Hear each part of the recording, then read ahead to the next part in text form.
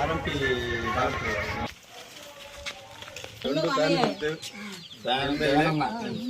అదే నేను చెప్పేది కూడా అదే.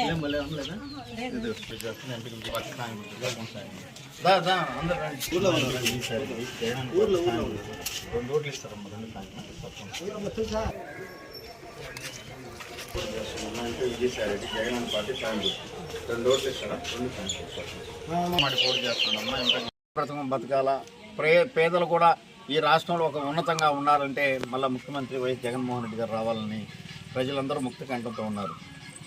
మరి అటువంటి మంచి ముఖ్యమంత్రిని మేము ఎందుకు వదులుకుంటామయ్యా?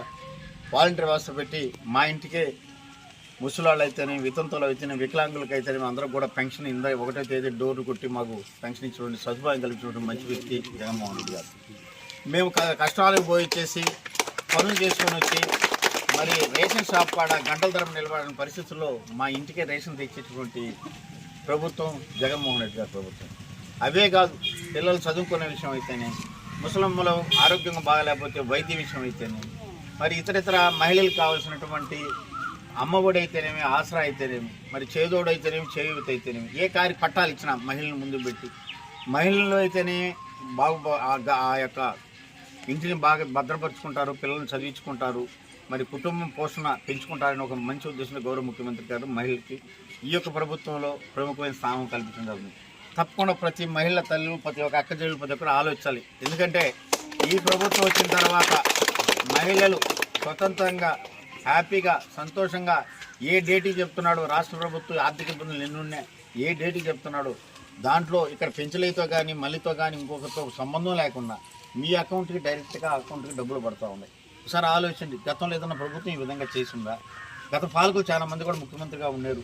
జగన్మోహన్ రెడ్డి గారు చేస్తున్నటువంటి సంక్షేమ పథకాలు గతంలో ఉన్నటువంటి ముఖ్యమంత్రులు ఏమన్నా చేశారా?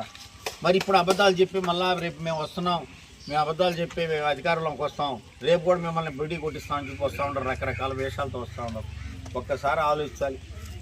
ఈరోజు ఒక ఆమె మన కోవూరు నియోజకవర్గానికి మరి తెలుగుదేశం పార్టీ అభ్యర్థిగా వేమిరెడ్డి ప్రశాంత్ రెడ్డి గారు పోటీ చేస్తూ ఉన్నారు.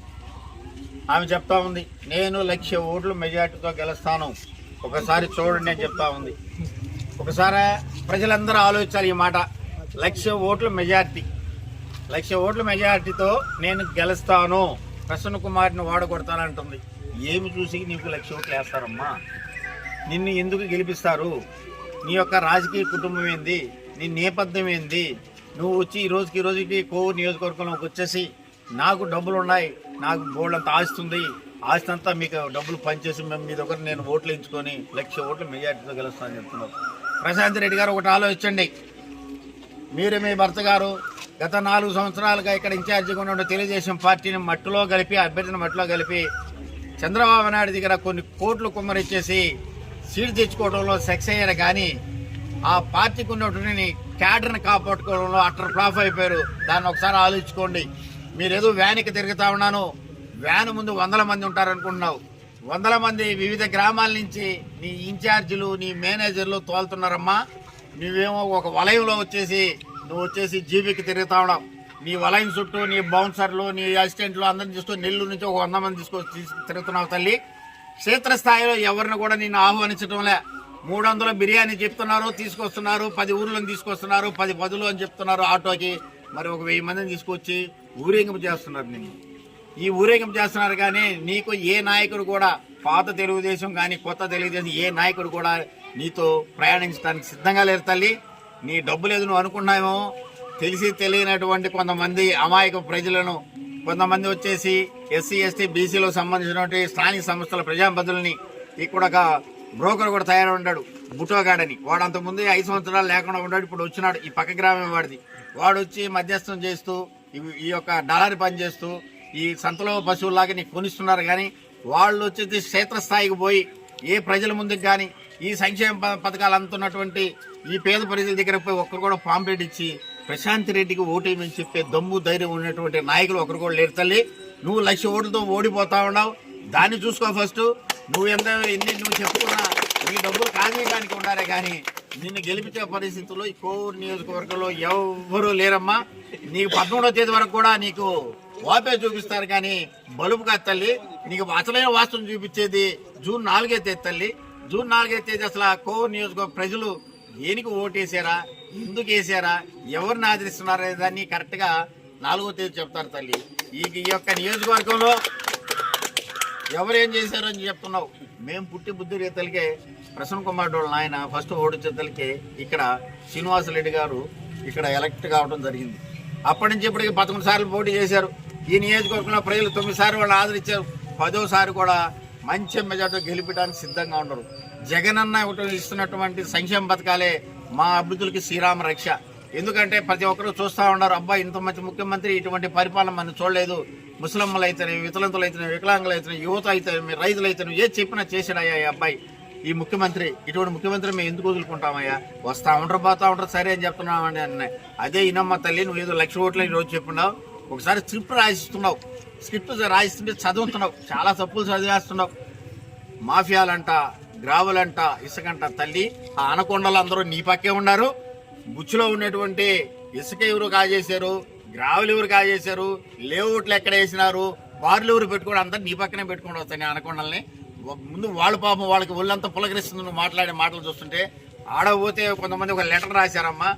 మైపాళ్ళు అయితే సముద్రం పక్కన ఉండి ఇసుకంతా కూడా ఎత్తేసారు, ఉప్పిసును కూడా ఎత్తేసి కొన్ని దానికి తోలుకున్నారు. అక్కడ ఒక మహానాయకుడు చేసినట్టు ఘనత మీ పార్టీలో మాకు లెటర్లు రాయిస్తున్నారు తల్లి.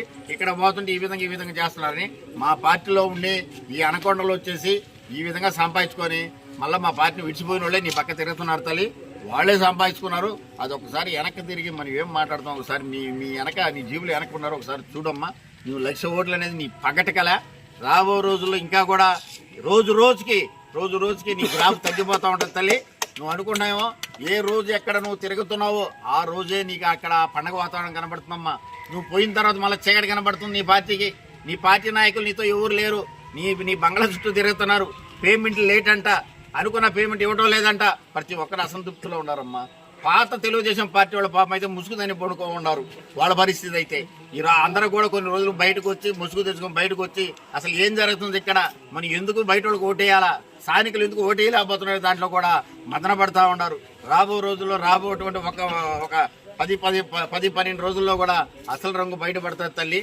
నీ డబ్బులన్నీ ఖాళీ చేయడం నీ అందరూ ఖాళీ చేస్తారు. బట్ నీకైతే ఓటేరమ్మా. నువ్వేదో ఎవరో చెప్పినారంట 1,00,000 ఓట్ల మెజార్టీ అని. నువ్వు 1,00,000 ఓట్లు ఓడిపోవడం తథ్యం. ఈ రాష్ట్రంలో ఏదన్నా కానీ ఓడిపోయిన అత్యధిక మెజార్టీతో ఓడిపోయిన మహాతల్లి ఎవరు ఉన్నారంటే ప్రశాంత్ రెడ్డి గారే. అందుకని ఏమి చేసేవారు మనం 1,00,000 ఓట్ల మెజార్టీని చెప్పుకుంటున్నాము బయట. నన్ను ఆదరించండి, గెలిపించండి, నేను అభివృద్ధి చేస్తానని చెప్పుకోవాల్సిన పోయేసి 1,00,000 ఓట్ల మెజార్టీతో గెలుస్తాను నేను ఇక్కడ అని చెప్తున్నావు. నీ యొక్క డబ్బు అహంకారంతో చెప్తున్నావు తల్లి. ఈ యొక్క నియోజకవర్గ ప్రజలు డబ్బులకు లోనేవాళ్ళు కాదు, డబ్బులు ఆశించేవాళ్ళు కాదు. డబ్బులు తీసుకున్న బ్రోకర్లు కొంతమంది ఉన్నారు కానీ ఆ బ్రోకర్లు నీ పక్క తిరుగుతున్నారు. వాస్తవమైన కార్యకర్తల నాయకులు నీ వెంట ఎవరు లేరు. రాబో రోజుల్లో గుడ్డు సున్నా తల్లి నీకు అదే పరిస్థితి ఉంటుంది. నువ్వు ఎవరో రాసిన స్క్రిప్ట్ చదివేసి 1,00,000 వస్తాయి నీకు అనుకుంటావు. ఎవరు రారమ్మా. ఏ పల్లెటూరు పోయినా, ఏ వాడకు పోయినా, ఏ గిరిజన కాలనీకి పోయా, ఏ విలేజ్కి పోయినా కానీ మేమందరం జగనన్న వెంట నడుస్తాం. కోవూరు నియోజకవర్గంలో ప్రసన్న కుమార్ని గెలిపిస్తాం, ఎంపీగా విజయసాయిని గెలిపిస్తామని చెప్తున్నారు కానీ రెండో మాట మాట్లాడలేదమ్మా. నువ్వు నీ భర్త 4వ తేదీ ముసుగేసుకోవచ్చు తల్లి. అందరికీ నమస్కారం.